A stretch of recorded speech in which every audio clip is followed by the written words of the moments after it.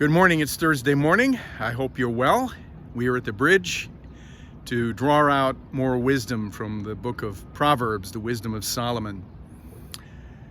And we come to chapter 17, verse 3. We'll get there, but I wanted to tell you that reading this verse this week reminded me that Suzanne and I have been together for 43 years. And in those 43 years, we've moved, to my count, 13 times, which is a little bit more than 3 years per move, which is maybe normal for a lot of people. It seems like a lot of moves to me, and we don't plan on going anywhere for a while. But over those years, over those moves, there aren't many things that we still possess that we did 43 years ago, because they get lost, they get given away or used or sold. But there is one thing that is still in our garage from 43 years ago, and that is an army bag, a canvas bag filled with silverware.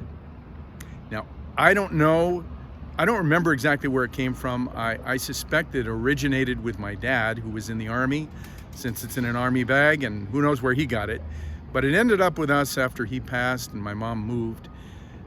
And there it sits in our garage, or there it sat, because this week Suzanne decided that we ought to do something with it.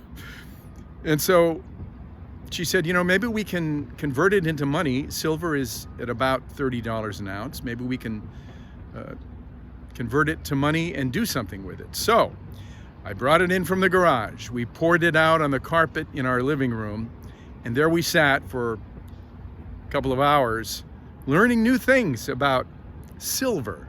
And one of the things I learned was that not everything that looks like silver is silver.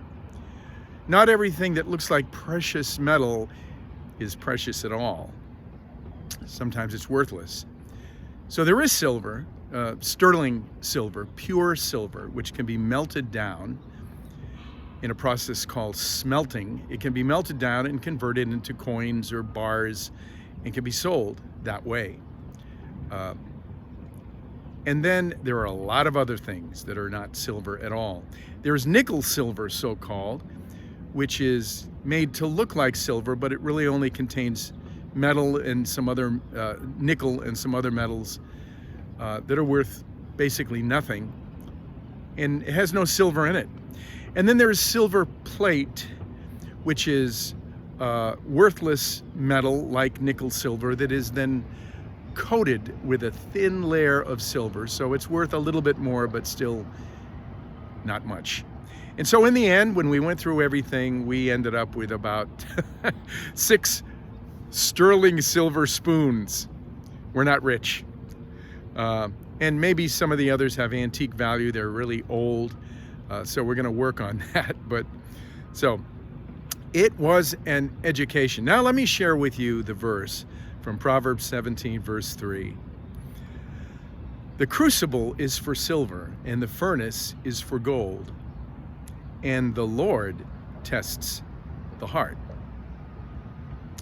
This verse refers to a process that I mentioned called smelting, where ore that is taken out of the ground that contains bits of precious metal like silver or gold, that ore is then heated up to a very extreme high heat until melting occurs, and the gold or the silver is separated from the rest and can be extracted. That is the precious part of the ore. The rest is called dross. It is basically worthless, it's rubbish, it's no good.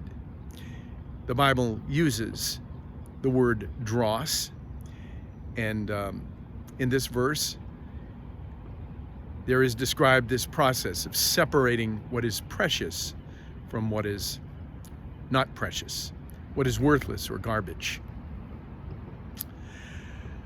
And that's what God does in our lives. It's really an illustration. The crucible is for silver, the furnace is for gold, and a skilled metallurgist can separate the gold and the silver from the dross. And God can separate what is precious in our lives, what is truly valuable, from all of those things that are not, from the dross. And God does that by putting us in circumstances that are very hard, kind of like a crucible, kind of like a furnace. And he heats it up, and it's uncomfortable, but he tests us and thereby separates what is precious from what is not.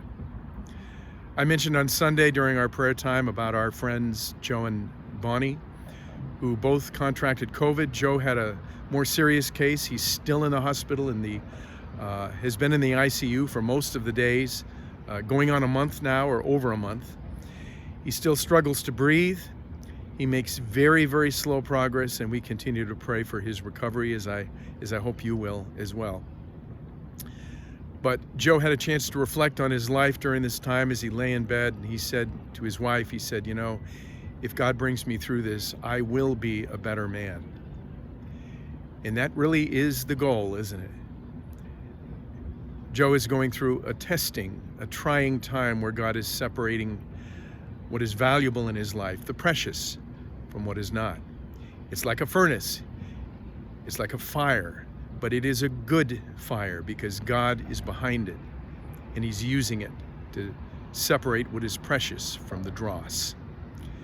There was another man in the scripture in the Old Testament who lay on a bed for a long time, and God was doing the same thing in his life. His name was Job. And his wife told him after he was sick for a long time, he said, just curse God and die. But Job said, when God has tested me, I will come forth as gold. God was testing Job, and he did come forth as gold. God did his work in Job's life. So the lesson for us this morning, the wisdom for us, is that in the crucible and in the furnace of every day, whatever it is that tests you, God is behind it. He is trying to separate in your life what is valuable, what is precious, from what is not. So let him do it. Be thankful. Pray for his grace and his mercy to be able to make it through every one of those tests. And you will see what is precious. You will be a better person for it. So God bless your Thursday.